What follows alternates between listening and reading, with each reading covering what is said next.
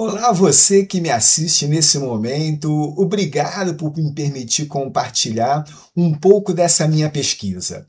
Bom, ela está expressa nesse artigo intitulado Na Exterioridade do Sistema, Vítimas, Princípio Libertação e Normatividade nas Práticas de Resistência à Violência do Estado. Bom, esse artigo, pessoal, ele é uma parte de uma pesquisa empírica intitulada Potências de Libertação do Sujeito da Injustiça Social. E, por fim, essa pesquisa empírica é parte de uma pesquisa maior intitulada Ética da Alteridade, Ética da Libertação na Trajetória da Autoemancipação do Sujeito da Injustiça Social e sua relação com o direito. Essa pesquisa maior conta com o apoio do CNPq e da FAPERJ, que é a Fundação de Amparo à Pesquisa do Estado do Rio de Janeiro, e também da própria UERJ, universidade a qual eu pertenço. Por bem, pessoal, antes de mais nada é preciso dizer que esse artigo foi produzido buscando se livrar de 3 vieses que são muito prejudiciais a qualquer tipo de investigação acadêmica.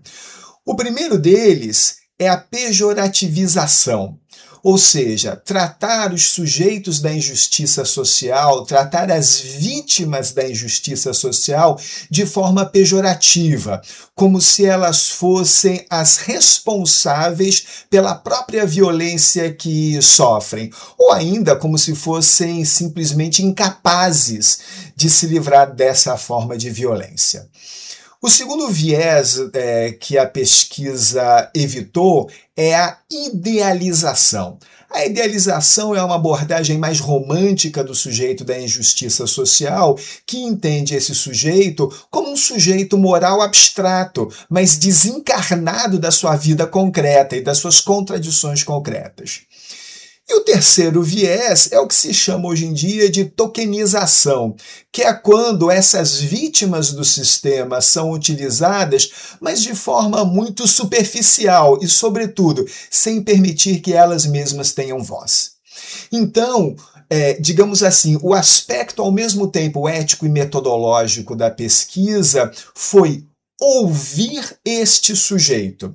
E ele foi ouvido por meio de um movimento social estruturado no Rio de Janeiro desde 2004, que é a Rede de Comunidades e Movimentos contra a Violência, que foi criado naquela época, como eu falei, em 2004, por familiares de vítimas de violência do Estado, de vítimas de violência do Estado por meio da ação policial.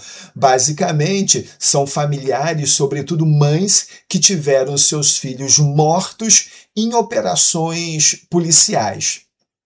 E aí, então, o que a pesquisa foi buscar? Exatamente a voz destas pessoas, a voz dessas vítimas do sistema por meio da violência de Estado, no caso, violência policial.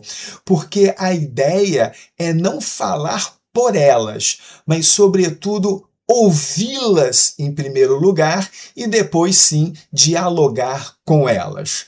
Muito bem, para isso a pesquisa vai buscar os fundamentos da criação da rede, o tipo de ação que essas militantes da rede tiveram até hoje, qual é a relação que elas estabeleceram com o direito oficial e com o sistema de justiça.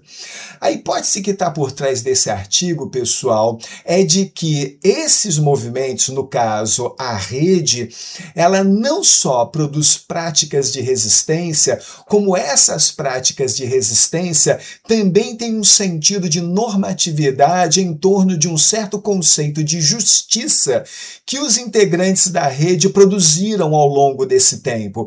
Então, justiça não significa necessariamente aquilo que o direito oficial, o direito positivo ou os agentes do sistema de justiça vão definir, mas significa uma criação cotidiana que essas militantes foram foram produzindo nessas décadas de resistência.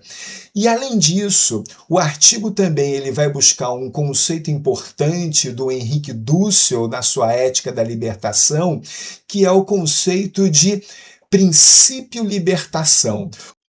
Por meio desse conceito, se entende que estas vítimas do sistema, as quais eu denomino de sujeitos da injustiça social, elas são vítimas, mas não são impotentes. Elas produzem práticas de resistência que são capazes de recriar a sua própria vida e de posicioná-las diante do direito positivo, do sistema de justiça e da própria sociedade. Ou seja, existe uma capacidade nesta comunidade contra-hegemônica de vítimas de refundar a sua própria vida social após a violência sofrida.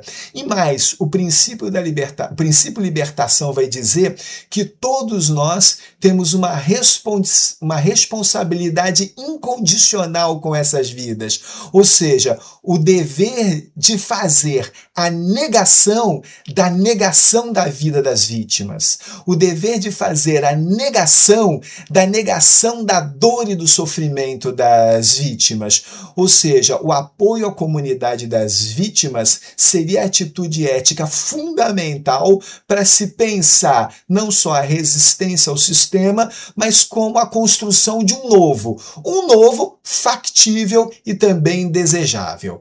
Bom, eu espero que vocês se interessem por esse tema, eu espero que vocês gostem dessa leitura e, é claro, eu fico à disposição para qualquer interlocução. Um abraço!